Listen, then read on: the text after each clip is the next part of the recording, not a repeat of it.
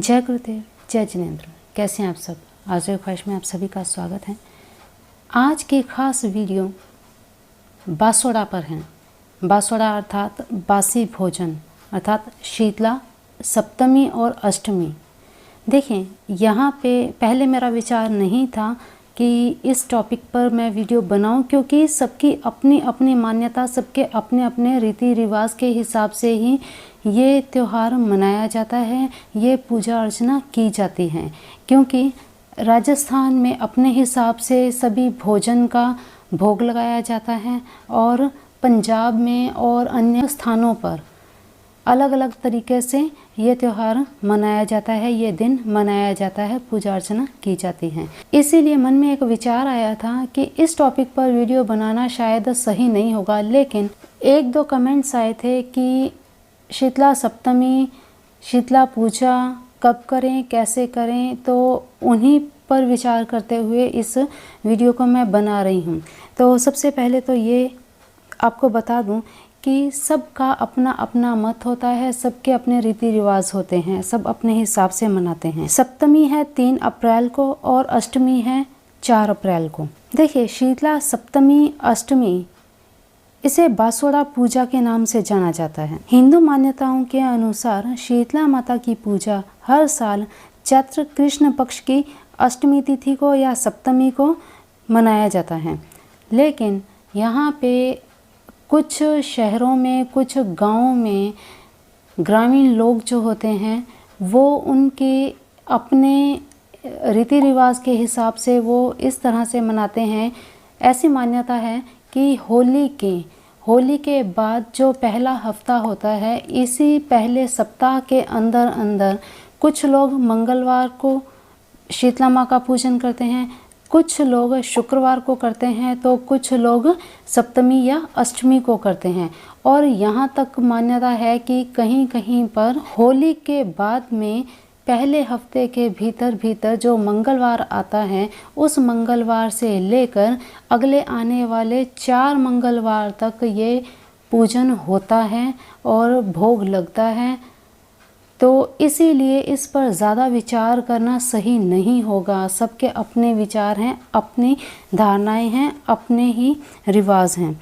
तो फिर भी यहाँ पे जो चीज़ें ज़रूरी हैं वो मैं यहाँ पे आपको बताने जा रही हूँ। देखिए, इस दिन सबसे बड़ी बात तो ये है कि जो भी शीतला सप्तमी या अष्टमी को पूजन करते हैं, या जब भी शीतला माँ का जो पूजन करते हैं, उस दिन घरों में चूल्हा नहीं जलाया जाता। शीतला अष्टमी के दिन लोग माँ शीतला को बासी खाने का भोग लगाते हैं। इसके बाद खुद प्रसाद को ग्रहण करते हैं। देखिए, जैसे आज रात्रि को भोजन बनाया और कल सुबह माँ को भोग लगाया, इस तरह से माँ शीतला का पूजन होता है, भोग लगाया जाता है।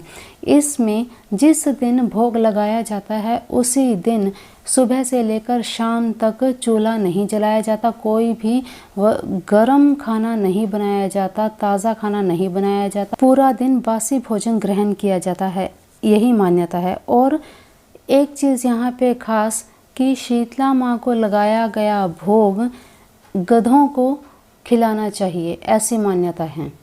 तो ये चीज़ें कुछ ऐसी होती हैं जिनको अपने अपने रीति रिवाजों के हिसाब से ही किया जाता है। अच्छा, यहाँ पे एक चीज़ और बता दूँ, शीतला अष्टमी को ऋतु परिवर्तन का संकेत भी कहते हैं, क्योंकि इस दिन के बाद गर्मी शुरू हो जाती है। क्योंकि इस दिन जब गर्म चीज़ें नहीं खाई जाती, गर्म कुछ भी नहीं किया जाता, तो स्नान भी ठंडे ही पानी से किया जाता है। इसीलिए इस दिन के बाद में पूरी तरीके से गर्मी ऋतु आ जाती है और बाद में गर्मियों में बासी भोजन नहीं खाया जाता। यही मान्यता यहाँ पे विशेष बताई जाती है। देखिए, पूजन कब करना चाहिए? पूजन के लिए किसी भी दिन जब भी आप पूजन करते हैं, अष्टमी को करें, सप्तमी को करें, पंचमी को करें, एक हफ्ते के अंदर अंदर आप जब भी करें, समय का विशेष ध्यान रखिए। अभिजीत मुहूर्त में कर सकते हैं आप, गोधूली मुहूर्त में कर सकते हैं, अमृत काल में कर सकते हैं, निश्चित मुहूर्त में आप कर सकते हैं, सर्वार्थ सिद्धि योग में आप कर सकते हैं। तो ये समय आप देख लीजिए कि कब आपने करना है, उस हिसाब से आपको सारी चीज़ें बताई गई हैं। सर्वार्थ सिद्धि योग कब है, अमृत योग कब है, तो ये सब योग आपको बताए हुए हैं। अगर आपने अभी तक वो वीडियो नहीं देखी तो उस वीडियो को ज़रूर देखिए, चैनल पर अवेलेबल है, कल ही इस वीडियो को पोस्ट किया है। तो ये समय है, इस समय में आप शीतला सप्तमी का पूजन कर सकते हैं बड़े आराम से। देखिए हम कैसे पूजा करते हैं यही आप मैं बताने जा रही हूँ। देखिए पूजा सामग्री क्या, इसमें पूजा सामग्री चाहिए।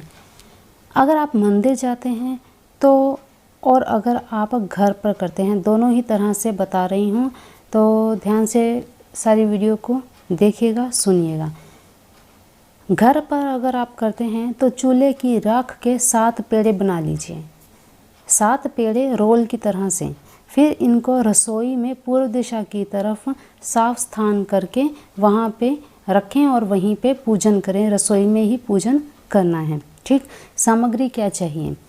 सामग्री में हल्दी, रोली, मोली, पुष्प, भिगोई हुई मेहंदी, साबुत भिगोए हुए मोठ और हरी मूंग रात को ही भिगो कर रख दें। ठीक है, मुट्ठी भर ही चाहिए।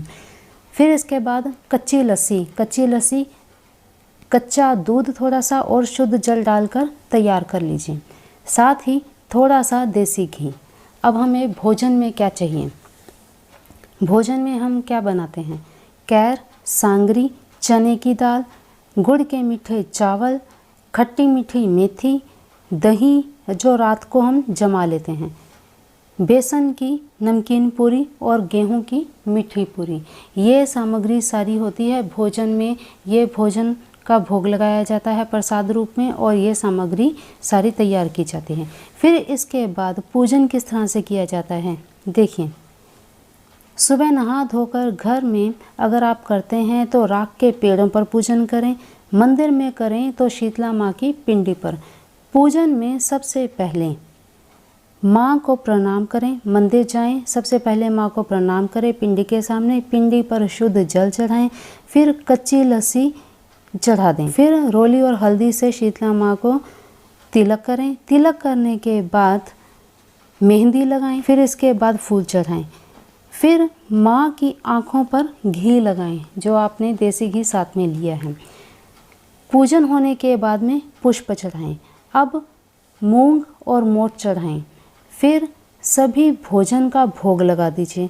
भोग लगा करके प्रार्थना करें कि माँ हमारे घर में सुख शांति शीतलता बनाए रखें, बच्चों का स्वास्थ्य भी स्वस्थ रहे, घर में सभी स्वस्थ रहें और अपनी दया दृष्टि कृपा दृष्टि हम पर सदैव बनाए रखें।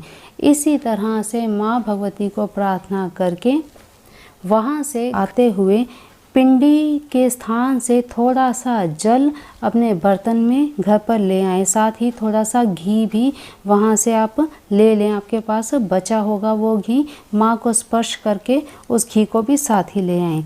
फिर इस जल को घर में लाकर सारे घर में छिड़कें और जो घी आप लेकर आए हैं उस घी को सभी परिवारजन अपनी आँखों और नाभि पर लगाएं।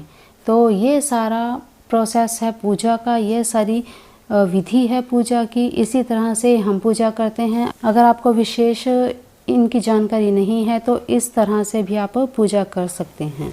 और हाँ, मेहंदी जो आप लगाते हैं माँ भगवती के, बची हुई मेहंदी घर लाएं और घर की सभी महिलाएं इस मेहंदी को अपने हाथों में ज़रूर लगाएं। ये भी मन में दिमाग में शीतलता लाती हैं और शुभ सौभाग्य का ये प्रतीक है। तो मेहंदी ला कर घर में ज़रूर लगानी चाहिए। देखिए सब कुछ बताते बताते कुछ ना कुछ रह ही जाता है। जब भी मंदिर से पूजन करके आप घर के लिए निकलें, उस समय आते हुए घर में प्रवेश करने से पहले रास्ते से कुछ ना कुछ खरीद कर ज़रूर लाना चाहिए। हरी चीज़, हरी वस्तु, चाहे वो खिलौना हो या कोई सब्ज़ी हो, ये घर में खुशहाली लाने का सूचक है, तो ये कार्य ज़रूर करना चाहिए। तो चलिए आज की जानकारी इतनी ही। मिलते हैं फिर एक नई वीडियो में नई इन्फॉर्मेशन के साथ। तब तक अपना ध्यान रखिए, मस्त रहिए, स्वस्थ